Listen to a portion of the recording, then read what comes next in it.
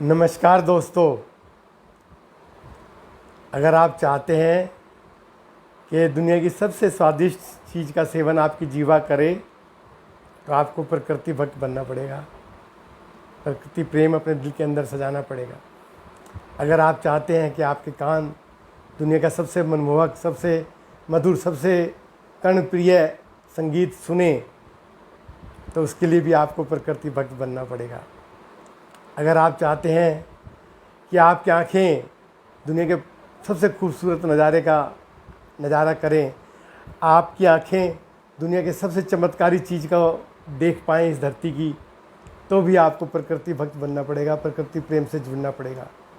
अगर आप चाहते हैं कि आत्मा अमृत रूपी जल का स्नान करे और गंगा जमुना सरस्वती आपकी आत्मा के अंदर विराजमान हो, तो भी आपको प्रकृति भक्त बनना पड़ेगा। अगर आप चाहते हैं कि आपका दिमाग परमात्मा से, प्रकृति से, दुनिया के खूबसूरत नज़ारों से और सुंदरता से और शक्ति से परिपूर्ण रहे, तो भी आपको प्रकृति भक्त बनना पड़ेगा। अगर आप चाहते हैं कि जीवन पर्यंत, पूरा जीवन के अंत तक आपके शरीर की ऊर्जा एक समान रहे, 100% रहे, तो उसके लिए भी आपको प्रकृति भक्त बनना पड़ेगा। ये एक ऐसी गंगा है जिसमें जितना डूबोगे उतना तरोगे, जितना प्रकृति प्रेम में आप डूबोगे उतना ही ऊपर उठोगे। ये मेरी बातें 99% नहीं है, ये 100% है। इसमें 1% की भी मिलावट नहीं है, 1% की भी खोट नहीं है, क्योंकि ये कोई भी शब्द मेरा अपना नहीं है, ना मेरा सुना हुआ है, ना मेरा कहीं पढ़ा हुआ है। ये परमात्मा की ही आवाज़ है, ये प्रकृति की ही आवाज़ है जो मैं आप तक पहुंचाना चाहता हूं, आपके साथ शेयर करना चाहता हूं। मैं जब ये बातें आपके साथ शेयर कर रहा होता हूं, करता हूं, तो जीवन के इतने सुखद पहलू से, इतने सुखद आनंद से गुजरता हूं जिसकी मैं कल्पना भी नहीं कर सकता। और मेरा मानना तो यहाँ तक है कि इस धरती पर अगर कोई अमर है, अमर होना चाहता है, या अपने आप को जीते जी अमर के रूप में देखना चाहता है, तो उसको भी प्रकृति से जुड़ना पड़ेगा। क्योंकि हमारे जो भी महापुरुष हुए हैं वो प्रकृति से जुड़े, तभी वो महापुरुष बने, तभी वो जीते जी भी अमर हुए और जाने के बाद भी आज भी अमर है। तो हमारा सारा जीवन प्रकृति के ही इर्द गिर्द घूमता है। हमारी एक एक सांस प्रकृति के इर्द गिर्द ही घूमती है। जब तक एक एक सांस हमारे अंदर रहती है तभी जीवन चलता है। सांस गई, जीवन खत्म, समाप्त। तो इसलिए जो जीवन चली प्रकृति की वजह से रहा है, प्रकृति के सहारे चल रहा है, तो क्यों ना हम अपने आप को ही पूर्णतः उसी प्रकृति के साथ जोड़ दें, उसी प्रकृति को समर्पित कर दें। क्या क्या जाता है इसमें? एक बार इस धरती का पूर्ण आनंद लेकर तो देखें। दोस्तों, जो मैं आज आपके साथ बात शेयर करना चाहता हूँ, जो मैं आज आपके साथ अपना दर्द बांटना चाहता हूँ, जो आज मैं इस दुनिया की तकलीफ़ आपके साथ शेयर करना चाहता हूँ, वो है नशा। मेरे कुछ मित्र मुझे कह रहे थे कि भाई साहब, सुबह तो हम प्रण करते हैं, कसम खाते हैं, निश्चय करते हैं कि शाम को नहीं पिएंगे, कदापि नहीं पिएंगे, बिल्कुल नहीं पिएंगे, बहुत ख़राब चीज़ है ये, बहुत नुकसानदायक चीज़ है ये। पर शाम होते होते पता नहीं कहाँ से कीड़े पैदा होते हैं, कहाँ से क्या उत्पन्न होता है कि फिर रहा नहीं जाता, और फिर हम ठेका ढूंढते हैं, या फिर शराब खाना ढूंढते हैं, या कोई साथी ढूंढते हैं जिसके पास इस चीज़ का बंदोबस्त हो। क्या करें, समझ नहीं आ रहा, परेशान है वो। मेरी कुछ बहनें भी बात करती हैं तो बताती हैं कि भाई साहब, वैसे तो बहुत अच्छे हैं, कोई बुराई नहीं है इनके अंदर, सारा कहना मानते हैं, खुश रहते हैं, इज्जत करते हैं, मान सम्मान देते हैं, लेकिन जब ये पीने लग जाते हैं तो फिर लगातार पीते रहते हैं, फिर सारे काम भूल जाते हैं, सारी ड्यूटी भूल जाते हैं, सारी जिम्मेवारी भूल जाते हैं, बच्चों की जिम्मेवारी है उसको भी भूल जाते हैं। और जब नहीं पीते तो बच्चों से इतना प्यार करते हैं, घर से भी इतना, परिवार से भी प्यार करते हैं, सबकी इज्जत मान भी करते हैं। कई लोग कहते हैं कि ये जब कहीं जाते हैं किसी के साथ, दोस्तों यारों के साथ, तभी पीते हैं, और पीने के बाद जो है फिर ये आदमी को आदमी नहीं समझते, किसी को कोई कुछ नहीं समझते। कहने का तात्पर्य ये है कि नशा एक है, रूप उसके अलग अलग हैं, उसके प्रभाव भी अलग अलग हैं। तो उनका कुल मिलाकर जानना ये है कि क्या प्रकृति प्रेम के द्वारा, प्रकृति भक्ति के द्वारा इस नशे से मुक्ति पाई जा सकती है। तो मैं अपने उन दोस्तों से ये निवेदन करूँगा कि 100% अगर कोई व्यक्ति हमारे को नशे से छुड़वा सकता है, नशे से बचा सकता है, नशे से दूर ले जा सकता है, तो वो प्रकृति माँ ही है। आपने देखा अभी लॉकडाउन ख़त्म हुआ तो ठेकों पर कैसी भीड़ लगी हुई थी। ये भीड़ बता रही थी कि हम शराब के, नशे के कितने आदी हैं। मेरे दोस्त कुछ कहते हैं कि भाई साहब आप कहते हो कि प्रकृति माँ नशा छुड़वा देती है, प्रकृति माँ के पास जाओ तो नशे की आदत कम हो जाती है, छूट जाती है। लेकिन हम जब भी पहाड़ों पे जाते हैं, शिमला जाते हैं, मंसूरी जाते हैं, देहरादून जाते हैं या कहीं भी पहाड़ी इलाके पर जाते हैं तो हमारी तो कैपेसिटी और बढ़ जाती है। वहाँ तो हम और ज़्यादा ड्रिंक करने लग जाते हैं। तो प्रकृति कैसे नशा छुड़वा सकती है? तो मैं उन दोस्तों से यही निवेदन करूँगा कि जब वो पहाड़ों पर जाते हैं, जब वो नदियों का नज़ारा देखने जाते हैं, जब वो प्रकृति के नज़ारे देखने जाते हैं, तो वो प्रकृति को मन में लेकर नहीं जाते।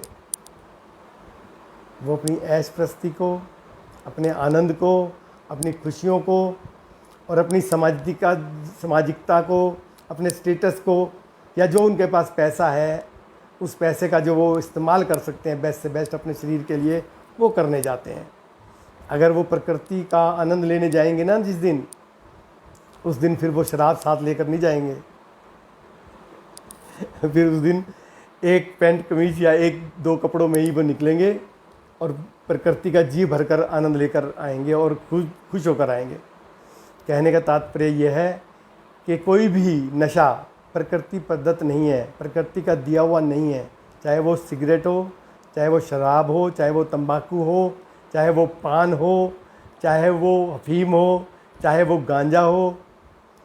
अब आप कहोगे भाई साहब ये पैदा तो प्रकृति में ही होते हैं, पर ये जिस मकसद के लिए होते हैं हम इनका इस्तेमाल उस मकसद के लिए नहीं करते। ये सारी चीज़ें, चाहे वो अंगूर है, चाहे वो जौ है, चाहे वो अफीम है, चाहे वो गांजा है, ये सारी चीज़ें दवाइयों के लिए हैं, हमारे शरीर की व्याधियों को समाप्त करने के लिए हैं, हमारे शरीर का संतुलन बनाने के लिए हैं। लेकिन हम इनका इस्तेमाल जो है वो नशे के तौर पर कर लेते हैं, अपनी दिमागी फतूल के कारण, अपनी दिमागी कमी के कारण। तो दोस्तों, किसी भी ऐब को अपनाकर उसका दंड प्रकृति को देना बिल्कुल उचित या सही नहीं है। ये जितने भी नशे हैं, यह अगर प्रकृति देती तो 1 साल के बच्चे को भी बीड़ी पिलाना शुरू कर देती। अगर प्रकृति देती तो औरतें भी घर में बैठी भी खूब सिगरेटें पी रही होती, शराबें पी रही होती, हमारी माएँ भी पी रही होती। अगर परमात्मा की वो देन थी तो हमारी माएँ उससे क्यों वंचित हैं, हमारी बहनें उससे क्यों वंचित हैं, हमारे छोटे छोटे 2-2 साल के 4-4 साल के क्यों बच्चे उनसे वंचित? अगर वो परमात्मा की देन है तो इसका मतलब वो परमात्मा की देन कदापि नहीं है। लेकिन हम अपनी अज्ञानता के कारण इसका दोष प्रकृति को देते हैं। तो मेरा मानना ये है कि अगर हम वास्तव में प्रकृति भक्त बन जाएंगे, प्रकृति प्रेम करेंगे, तो ये चीज़ें धीरे धीरे अपने आप समाप्त हो जाएंगी। अब आपका एक सवाल और बनता है कि भाई बाबाओं के पास जाते हैं, वो शराब छुड़वा देते हैं। हम बाबाओं की शरण में जाते हैं, उनसे विनती करते हैं, वो हमारी शराब छुड़वा देते हैं, हमारे नशे छुड़वा देते हैं, हमारी जो गंदी आदतें छुड़वा देते हैं। तो दोस्तों, आप गंभीरता से विचार करना, एक बार कनेक्टिविटी देखना। जो बाबा आपसे कहते हैं कि आप समोसे खाओ, समोसे खाने से आपके अंदर जो है भावना जागेगी, प्रेरणा जागेगी, परमात्मा का उदय होगा। सोचो कि वो प्रकृति के कितना पास है, वो कितना जानते हैं उस नशे के बारे में, उस बुराई के बारे में। लेकिन क्योंकि हमारी सारी आवश्यकताएं इन बाबाओं से जुड़ी हुई है, चाहे वो हमारी नौकरी हो, हम बाबाओं के पास जाते हैं, कहते हैं बाबा जी हमारे को नौकरी नहीं मिल रही। बाबा जी कहते हैं बेटा बस 6 महीने में लग जाएगी, 4 महीने में लग जाएगी, 2 महीने में लग जाएगी। तो आप उनकी बात मान लेते हो। आप कभी ये नहीं सोचते कि उन्होंने 6 महीने मांगे, 4 महीने मांगे, 8 महीने मांगे, वो किस लिए कहा उन्होंने? क्योंकि उनको पता था कि प्रकृति का सिस्टम है, उसमें ये बच्चा चल रहा है, इसने पढ़ाई की है, ये योग्य है, इसके अंदर काबिलियत है, ताकत है, देर न सवेर इसको प्रकृति माँ उसके इस योग्यता के अनुसार इसको किसी न किसी काम में लगा देगी, फिर ये मेरा गुणगान करेगा। ऐसे ही नशे के बारे में है। आप बाबाओं के पास जाते हो, वो कहते हैं आप गौ को दाना खिलाइए, आपकी नशा छूट जाएगा, आप ये परोपकार का काम करिए, आपका नशा छूट जाएगा, ऐसे मंदिर में जाकर झाड़ू लगाइए, आपका नशा छूट जाएगा, आप पेड़ों को पानी दीजिए, आपका नशा छूट जाएगा। कुल मिलाकर उन बाबाओं को भी पता है, उन बाबाओं को पता है कि प्रकृति का महत्व क्या है, लेकिन हम अज्ञानतावश ये नहीं समझ पाते।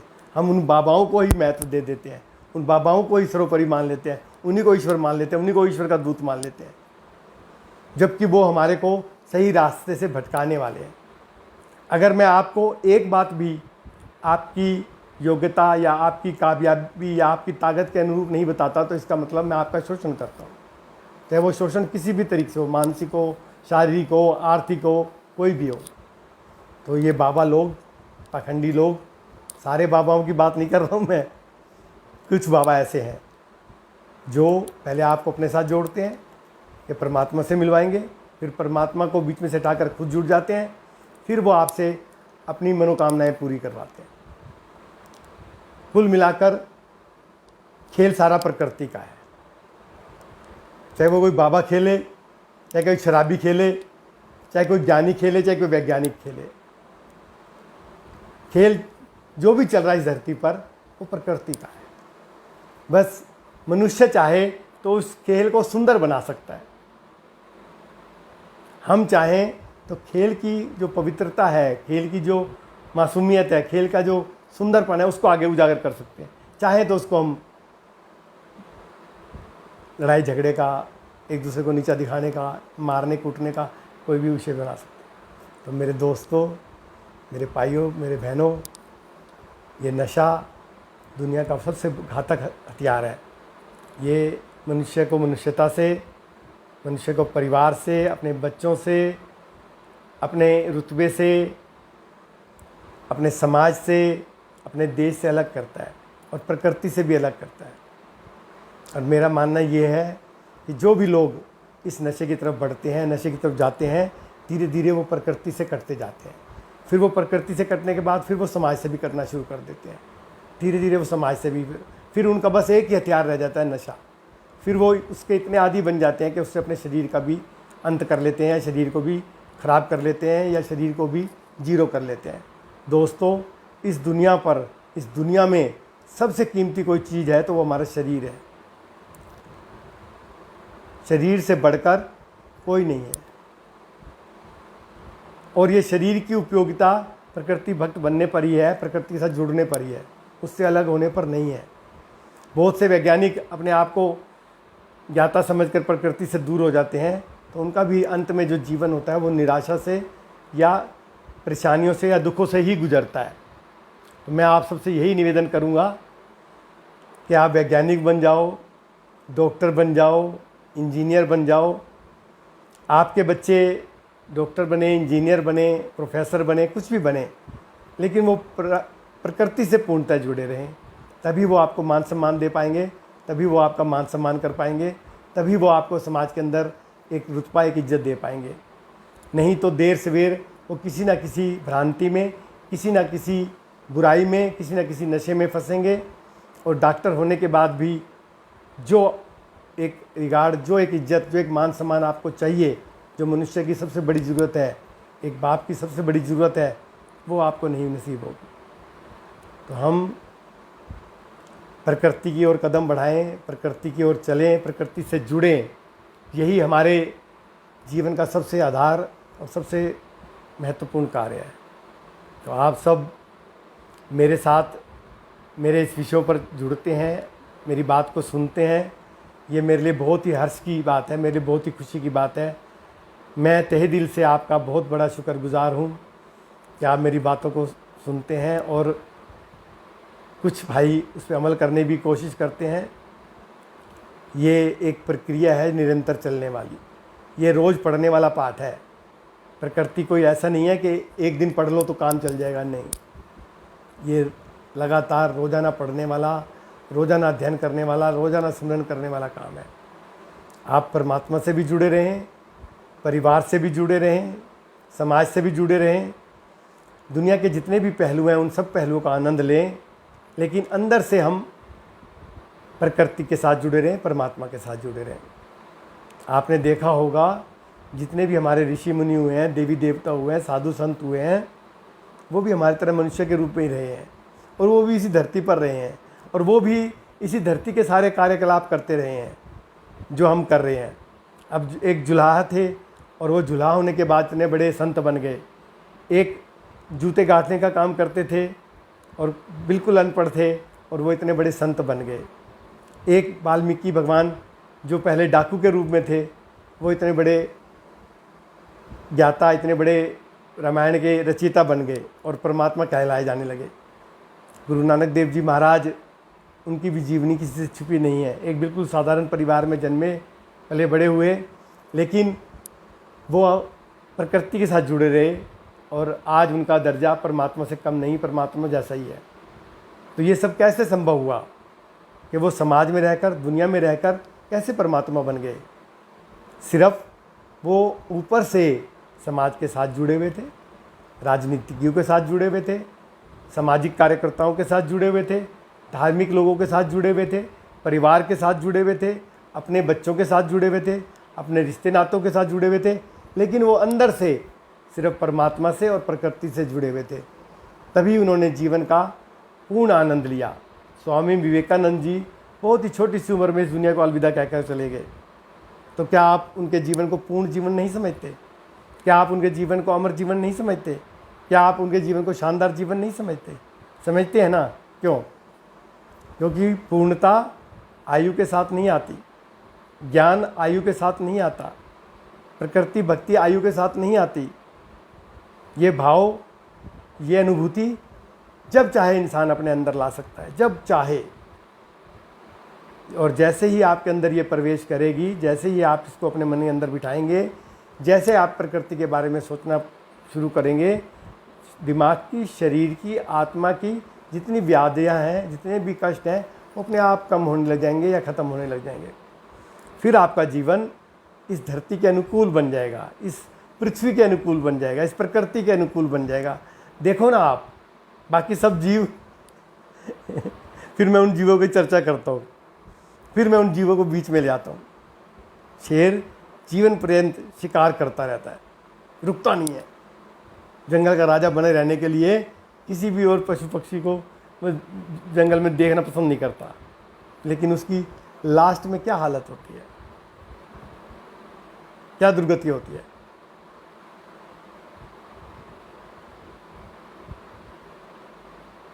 तो इसी प्रकार एक अहंकार, एक घमंड, एक अज्ञानता, एक विकार, एक बुराई हमारे जीवन को महान से तुच्छ भी बना देती है।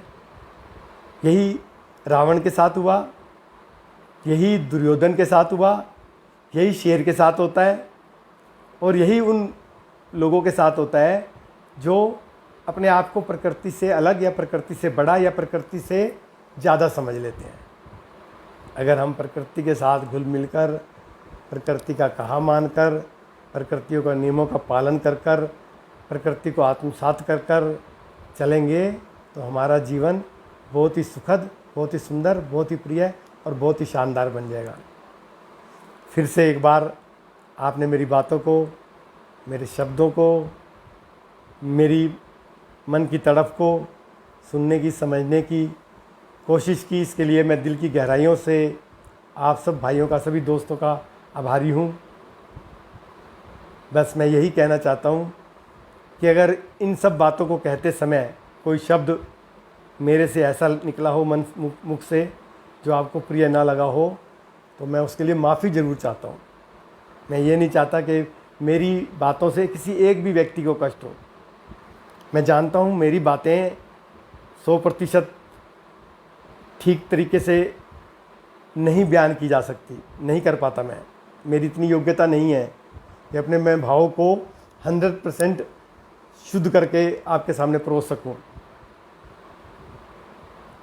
जैसे एक माँ होती है ना, वो बच्चों को खाना खिलाती है, जो पड़ा होता है घर में उसी को करा के मिला के बना के दे देती है, लेकिन हमारी आत्मा तृप्त हो जाती है। हम उसमें ये नहीं देखते कि क्या डला हुआ है, हम ये देखते कि मेरी माँ की भावना कितनी अच्छी थी। तो ऐसे ही आप भी, मैंने जो भी बातें कही हैं आपसे, मेरी भावना को समझें, मेरे उद्देश्य को समझें, मेरी प्रार्थना को समझें, और ज़रूर से ज़रूर प्रकृति के साथ जुड़ने का, प्रकृति भक्त बनने का, प्रकृति से प्रेरणा लेने का प्रयास करें। ये समय की भी और इस धरती की भी और इस पूरे ब्रह्मांड की आज सबसे बड़ी ज़रूरत है। नहीं तो ये आग, ये दुनिया के अंदर छाया हुआ अंधेरा, ये दुनिया के अंदर मची हुई तबाही किसी को कहीं का भी नहीं छोड़ेगी। तो आप प्रकृति के इशारों को जितना समझेंगे उतना सुंदर जीवन जी पाएंगे। धन्यवाद। जय प्रकृति माँ।